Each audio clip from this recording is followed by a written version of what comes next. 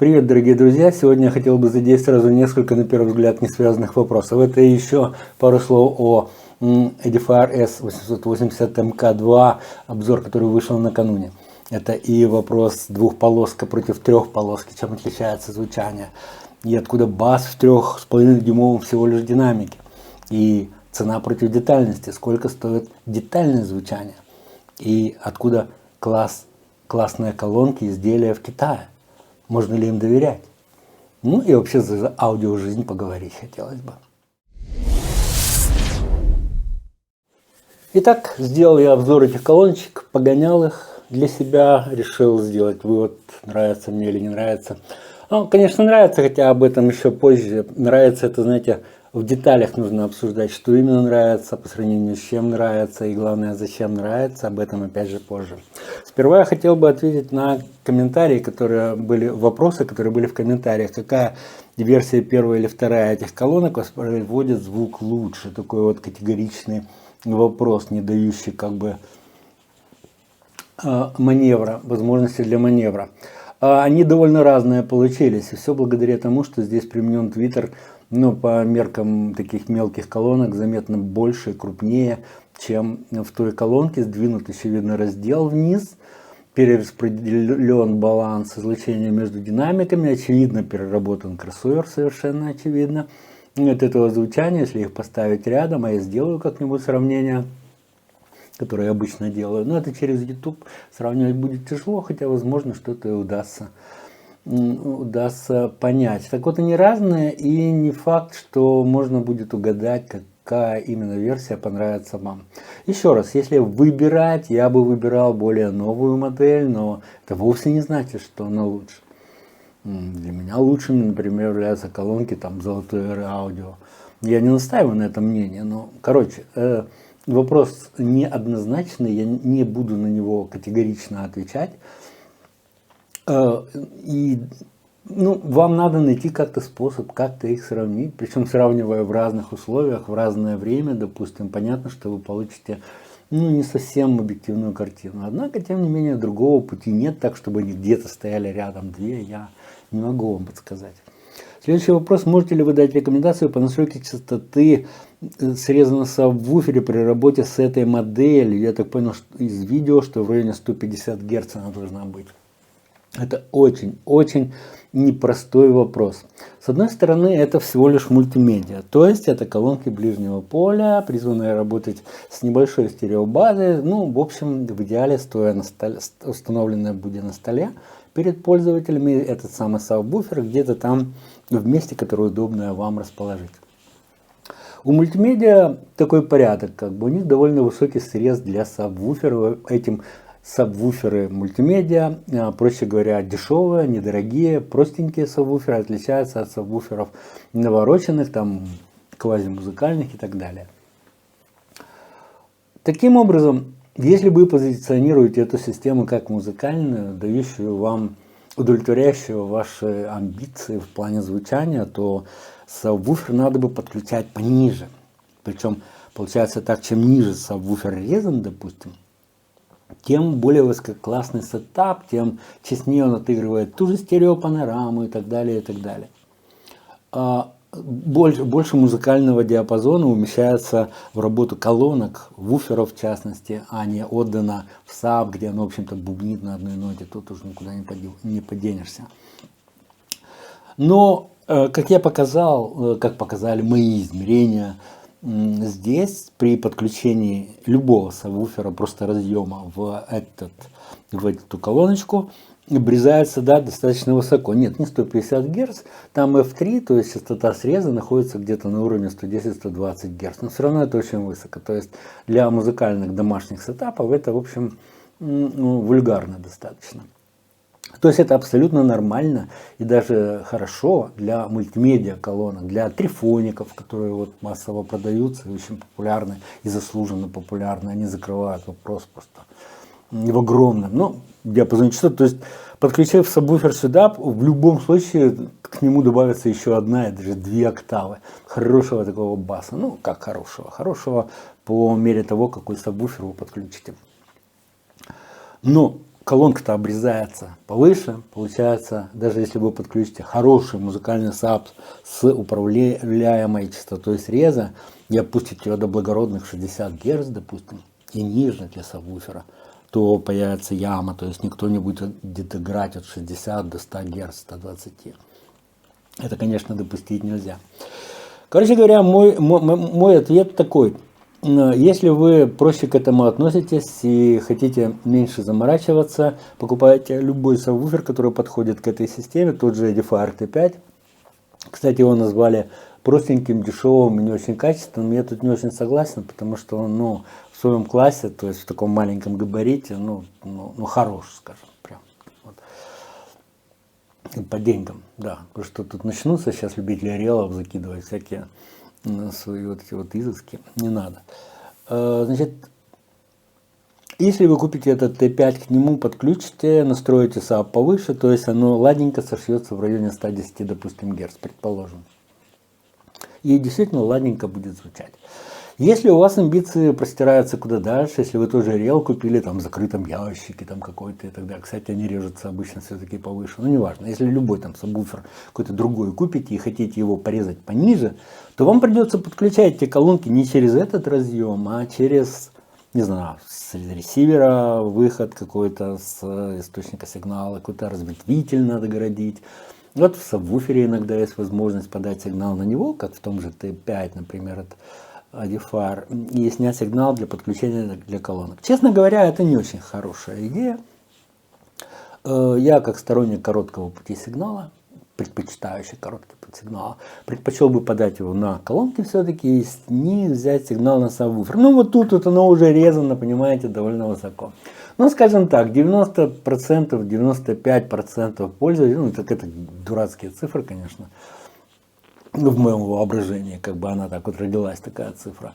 90% пользователей все-таки будут полностью удовлетворены, подключив сабвуфер к этим колонкам, именно как там. Кстати, конструктора, видимо, это предусмотрели, сделав такой срез. И еще я забыл добавить в том видео о том, что сабвуфер таки можно подключить просто большую, условно, активную колонку в качестве сабвуфера, потому что фильтр там, который есть, я в обзоре сказал, что непонятно, зачем они его сделали. Так вот, таким образом можно будет создать себе сабвуфер на голом месте. Сошьется ли он ладненько? Ну, в общем, да, похоже на то, что сошьется. Судя по срезам, которые я видел в тех измерениях. Они, напомню, очень точные, то есть очень. Вот, такие дела по этому поводу. Очень тонкий вопрос, очень тонкий, в самом деле, да. И спасибо за него человеку, который его задал. Следующий вопрос. Размер, глубину у колонок разный. Активная колонка на 15 мм больше в глубину. Нет, ребята, она корпус точно такой же, но вот эти вот выступающие органы управления, и разъемы подключения, которые вы сюда подсоедините, они вот как раз минимум на эти 15 мм и выступают. Ну, а реально, если там будут разъемы воткнуты все-таки, то там сантиметров 5 придется от стенки, допустим, наступить, но заодно фазоинвертор находится сзади. Напомню, что его нельзя вплотную к стенке прислонять. В любом случае, есть там разъем у вас или нет. То есть те же 5 сантиметров, в принципе, закрывают вопрос. Однако, чем ближе к стенке вы их ставите, тем может появиться бубнение. Поэтому рекомендация все-таки вот какие так отодвинуть там на 10 сантиметров от стенки, а тем более от углов. Это еще более важно. Значит, что я еще заметил по этой колонке, о чем спрашивали люди. Она сама не выключается. Она продолжает на индикаторе гореть выбранный вход, предположим. И она усыпает, видимо, сама по себе, то есть она полностью соответствует грин-делам, которые приняты в Европе, и потребляет меньше полуватта. Все это очень хорошо, но индикатор светится, то есть чтобы вы не думали, что она вообще не реагирует никак на длительный простой. При этом понятно, что все установки сохраняются. Выбранный вход и громкость, собственно говоря. Ну и там этот пресет, возможно. Это я хотел добавить, да, люди спрашивали. Параметры запоминают, да, я сказал, требуют доворота на уши. Вот еще такой хороший вопрос. Значит, чем крупнее твиттер, диаметр этого купола, тем хуже диаграмма направленности. Нет, это не значит, что колонка хуже или звук хуже. Это диаграмма направленности хуже. То есть, Ну вот, например, у ленточных видеров, которые стоят, ну, больше, ну, как эти колонки примерно, то диаграмма направленности значительно хуже. По вертикали, в частности, по горизонтали, ну, более-менее неплохо.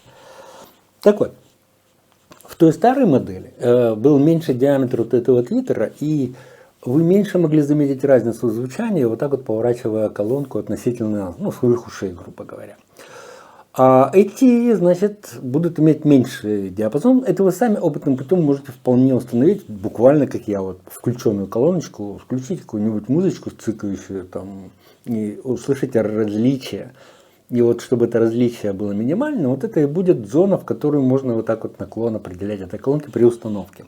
То есть, установив ее на столе перед собой, хорошо бы сделать вот такой вот подъемчик и доворотик на вас. Это очень грамотно, это делает звучание очень точным, и вы получите максимальное качество от купленных вами колонок. Это, ну, важно, это для любой акустической системы важно соблюсти диаграмму направленности излучателей, которые в нее входят. Громкость. Ну, говорят, какая в них громкость? Ну, по габаритам, друзья мои, громкость, то есть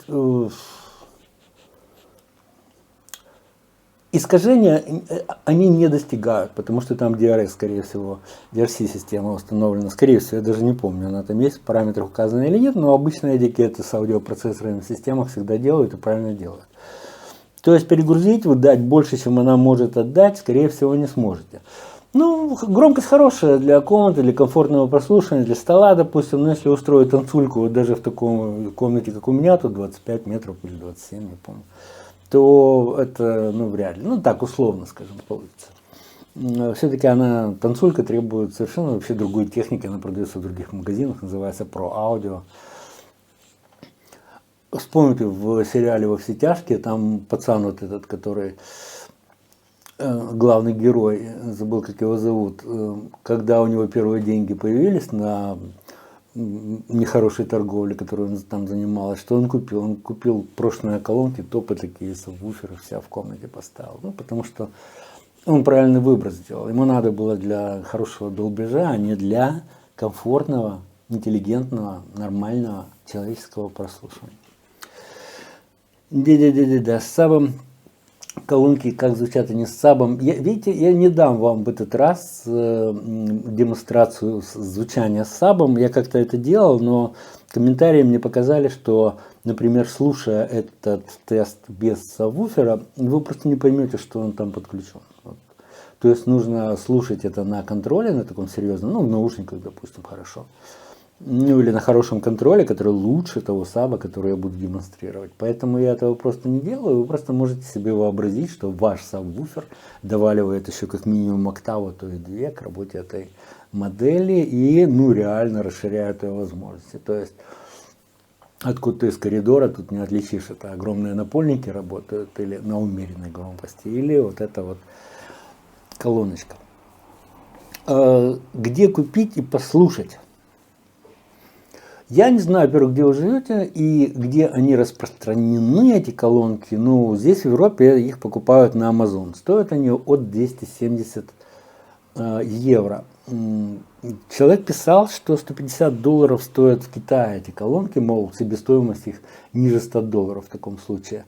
Честно говоря, я не знаю, как там в Китае получилась такая маленькая цифра. Ну, значит так, я уверен, что у вас есть какой-то метод покупки или в Китае, или в Европе. Вот в Неньку можно из Польши покупать, можно на Prom.ua что-то покупать. Ну, там на всяких вот этих Амазонах и так далее. Это уже по доступности для вас персонально. Что касается цены, то и 150 евро, и 270 евро это, ну, сравнительно небольшая цена для, ну, такой изящной, очень умной акустической системы. Я вам так скажу, вот дальше будет речь идти о вот этой моей трехполосной акустической системе, которую я сделал для себя любимого под свои запросы, цели и задачи. Так вот, кроссоверы, которые в них использованы, вот он стоит здесь, стоят больше, чем эти колонки. А у нормального аудиофила, такого, знаете, продвинутого и злого, то кабели стоят вот эти, которые подключают колонки, дороже, чем эти колонки. То есть все-таки это очень, ну, не очень начальный уровень, но начальный уровень. Те же Edifier, например, они имеют линейку S, и потом этот Air Pulse там присутствует с ценами там до $1000, по-моему. То есть, понимаете, это начальная все-таки цена, неважно, но она все равно относится к S-серии, то есть премиальной серии. Что, в общем, неплохо. То есть, по-моему, это очень немного, по-моему, это по-божески. Другое дело, надо ли не вам? Мне тут человек, кстати, тоже написал, что переходя уже к следующему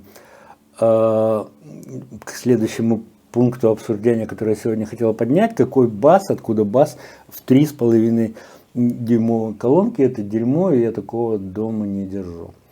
Я у него спросил, а на столе у тебя что стоит вот, для прослушивания там всяких локального такого комфортного?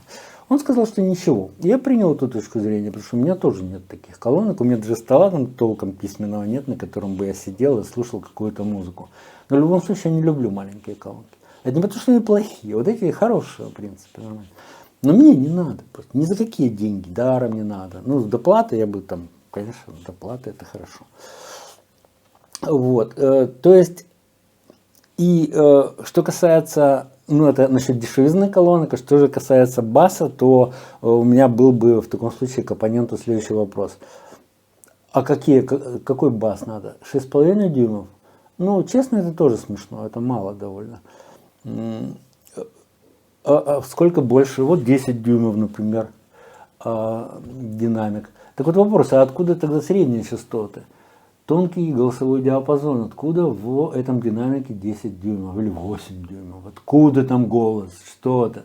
То есть там на длинном ходе, допустим, динамика большого, который отыгрывает бас, глубоко там бочку лупит, да, и он еще должен скрипочку передать. То есть вот это вот такое дерганное движение будет, и там даже по эффекту Доплера какие-то искажения должны возникать при этом.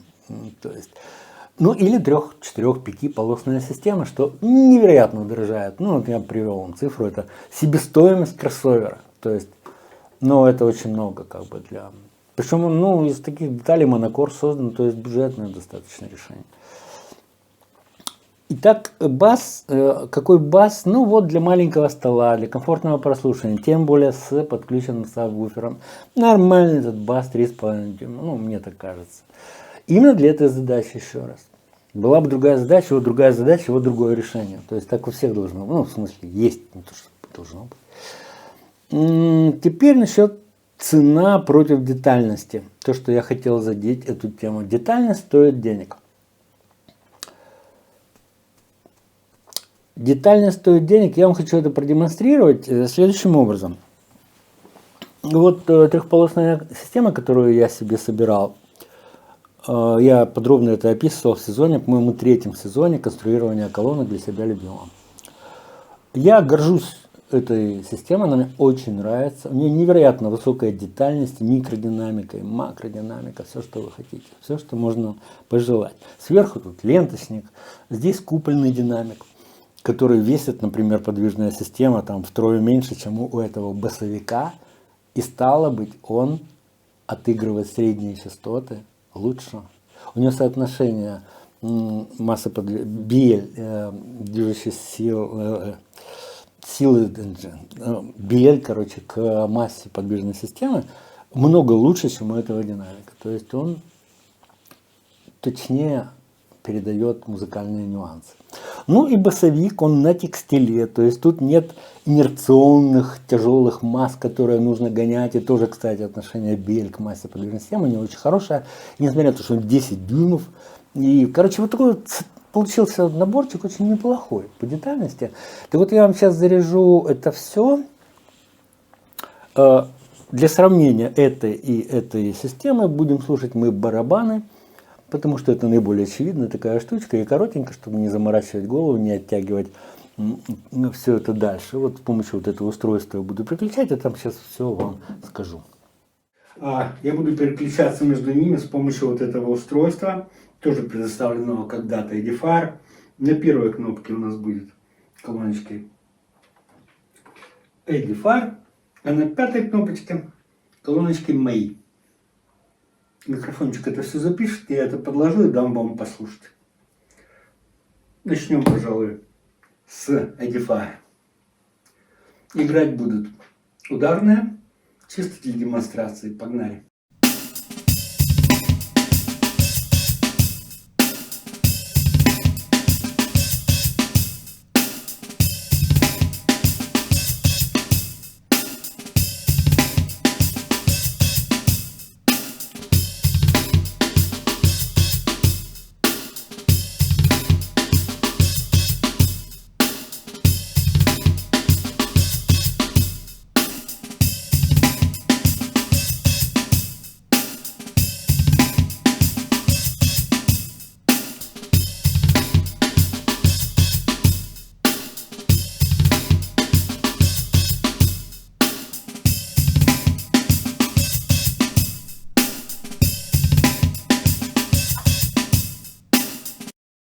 Такие дела, дорогие мои. Значит, что я хотел бы сказать этим видео? Не знаю, что вы услышали, на какой системе. Ну, хорошо бы в наушниках это все слушать. Но детальность вот эта стоит много дороже, чем вот это. Но, тем не менее, глядя из космоса, если слушать на телефоне, то вы можете подумать, что они звучат или одинаково, или в некоторых моментах эта модель даже лучше. Да, она, кстати, неплохо звучит. В любом случае, вот этот вот титановый твиттер, да и, собственно, басовик тоже, они обладают уникальными свойствами. Я все хочу их прогнать на сканере Клиппеля для того, чтобы выяснить все-таки аберрации, которые возникают при движении этого диффузора, но мне пока не удавалось. То есть она хорошая, но там получше, конечно, должно быть. Ну вот это я вам пытался продемонстрировать. И вот эту хорошесть, я знаю. Я могу этот отдельно файл звуковой выложить где-то, но там я его не порезал на фрагменты, вы из этого файла не поймете, где что звучит. Поэтому вот это видео пускай будет, вы увидите этот фрагмент и все. Интересное замечание было в прежних демонстрациях мною колонок каких-то. Почему не движутся диффузоры в кадре? На этот канал просмотру этого видео забредают иногда случайные люди с неозабоченным средним образованием или каким-то техническим и задают подобные вопросы. Я хочу их сразу опередить, предвидеть и сообщу, что я веду съемку на iPhone с частотой 25 кадров в секунду. Частоты, на которых движутся вот эти вот диффузоры, линейно от 50 Гц примерно, да, вот в частности в этой. То есть камера сделала один кадр, а диффузор уже 2 раза сгулял туда и обратно. То есть поэтому, собственно, и не видно. Вот если бы я писал 60 кадров в секунду, но дело в том, что YouTube пережмет что-нибудь, сделает, опять получится или 30, или 25, или 29. И вы потеряете эту информацию. Или если бы я показывал бы движение сабвуфера, который работает 20 Гц, то оно бы, конечно, было видно. Или 10 я мог бы включить генератор 10 Гц, и даже вот этот динамик вы бы увидели, как колышется, но у меня нет такого интереса в этом всем. Просто вот это я вам объяснил, чтобы не возникали подобные вопросы. Следующий вопрос был, откуда высокий класс в Китае, то есть почему я вообще обсуждаю китайские поделки, типа вот Edifier и прочих. Значит, я жил в Китае некоторое время, работал там, сотрудничал, да. Там лучшая в мире производственная база. Там айфоны всякие делаются, вы знаете, да. Одни из лучших в мире автомобилей сейчас там делаются. Ремонтники, кстати, их хвалят, насколько я знаю. Все там лучше в мире делается при авторском контроле или даже уже с авторским контролем локальным, то есть китайских производителей, разработчиков и так далее. Школа разработки там, выросла в какие-то колоссальные разы. Если раньше на нас молились там в 2000-х годах, когда мы туда приезжали, то сейчас там so-so так, знаете. Они сами для себя, все по своим канонам, стандартам и так далее. Конечно, они делают паршивые вещи, паршивые поделки, но в том числе они делают и хорошие, надежные, добротные изделия. Это же касается того же Edifier, это вообще, по-моему, самая крупная в мире фирма, производитель с полным циклом разработки про НИР, НИС и так далее, и производства, и логистики, и представительства по всему миру колонок мультимедиа в частности. Нет, я не рекламирую, я к ним не имею отношения, мне за это не платят, да, окей, то есть вот так вот, чтобы не было. Да, поэтому я обозреваю их модели. Я живу в Европе, если вы знаете. Здесь много производителей. Я обозревал их системы. Вы тут же ругали в комментариях эти все системы. Ну, например, что в колонках Dali используются электролитические конденсаторы в кроссовере. Да? То есть уже не так. То есть вот вам датская компания, там топ Европы, как бы, и ну, то, что вы не понимаете, что это нормально, это ваши как бы проблемы. То есть они, безусловно, правы, я нисколько не сомневаюсь. Вот. По сеньке шапка должна быть, понимаете? То есть и вот эти конденсаторы, они точно исполняют возложенные на них миссию. Если бы не исполняли, дурных нынче нема, их бы применяли другие какие-то конденсаторы, им все равно, в конце концов, на доллар больше туда заложить. И наценка, кстати, на аудиоустройствах, насколько я понимаю, так на колонках это может быть раз в 5. Ну, то есть, если в колонках за $1000 используются твиттеры, которые оптом стоят, допустим, $3-5, та же Вифа, например, там, или еще что-нибудь подобный перлес, то можете себе представить, сколько бы стоила, ну, например, такая система. Здесь вот это стоит $70, это $300 одна штучка стоит. Это, ну, немного, я не помню, 100, по-моему, или 150, что-то такое. Ну, и кроссовер 280. Это себестоимость. И все это, если сложить. Ну, корпуса, конечно. Это же корпуса, как вы понимаете, тестовые, ну, макет. Если сделать их красиво, отделать, тоже будет стоить каких-то денег, и все это помножить на 3-5, ну, получится там 5000, я думаю, где-то евро. Ну, это немного тоже. Колонки, то есть, те же Dali, например, стоят, есть намного дороже. И это нормально, то есть, на каждый товар рассчитан на какую-то категорию покупателей. Ну, вроде все, это я уже за аудиожизнь как бы зацепил тему, которую я хотел поделиться. Что-то еще хотел сказать, не помню, старый, у меня склероз, понимаете, все дело. Следующее видео, в частности, будет уже, наверное, не о колонках Edifier, и не о виниле, а о колонках вот этих, потому что мне компания Monocore дала еще твиттеры, я хочу на них сделать, я их уже анонсировал, и колоночку и вам показать. За всем пока, дорогие друзья, auf Wiedersehen.